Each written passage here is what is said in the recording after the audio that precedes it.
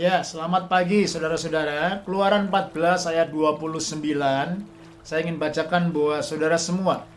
Tetapi orang Israel berjalan di tempat kering dari tengah-tengah laut. Sedang di kiri dan di kanan mereka air itu sebagai tembok bagi mereka. Wah, ini cerita yang luar biasa saudara ya. Orang Israel berjalan di tanah yang kering di tengah-tengah laut.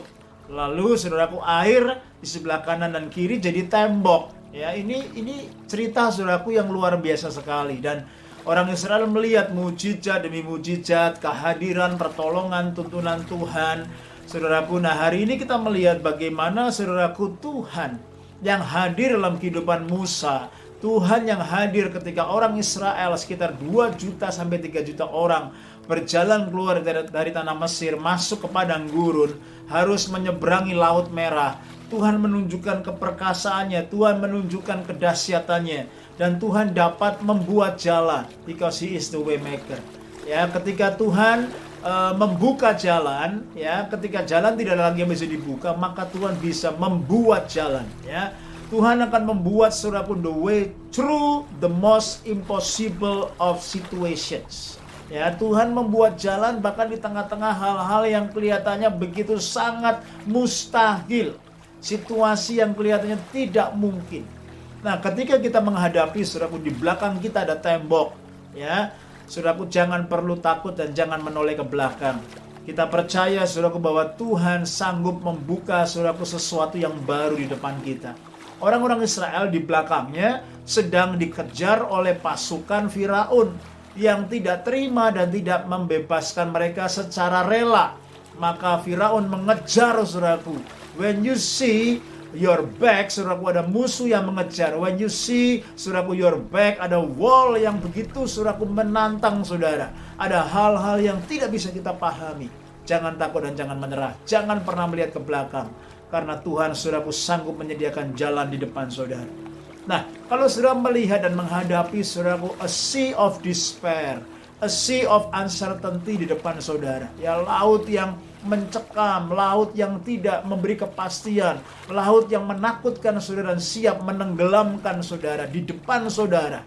Bayangin saudaraku, orang-orang Israel di belakangnya takut karena dikejar tentara Firaun, di depannya dia berhadapan dengan Laut Merah yang menggelora, saudaraku, yang saudaraku memberikan ketidakpastian, memberikan saudaraku sebuah ancaman, ketakutan. But saudaraku, Musa melihat dan mengalami tuntunan Tuhan. Ketika Tuhan berbicara, angkat tongkatmu. Tuhan saudaraku sedang mengerjakan saudaraku bagiannya, dan Tuhan menantikan kita mentaati tuntunannya. Ini yang saya namakan divine collaboration. Ketika saudaraku Tuhan hadir, Tuhan bisa melakukan langsung mujizat membelah laut, tetapi Tuhan meminta Musa saudaraku mengangkat tongkatnya saudara. Dan tongkat itu menjadi lambang saudaraku bagaimana tuntunan Tuhan sejak Musa saudaraku dipanggil oleh Allah dalam pengalaman burning bush, sampai Musa saudaraku membebaskan orang Israel dari Mesir, sampai di padang gurun, sampai menghadapi saudaraku tantangan demi tantangan. Tongkat itu mengingatkan bahwa panggilan Tuhan selalu disertai dengan mujizat dan pertolongannya. This is amazing story saudaraku, divine collaboration, di mana Tuhan melihat Musa taat, dan ketika dia mengangkat tongkatnya saudaraku, maka saudaraku, the sea of despair, the sea of uncertainty, the sea of death and stagnation, Tuhan ubah saudaraku, mendatangkan sebuah mujizat. Bangsa Israel berjalan di tanah yang kering, di tengah-tengah laut, kanan kirinya tembok dari air.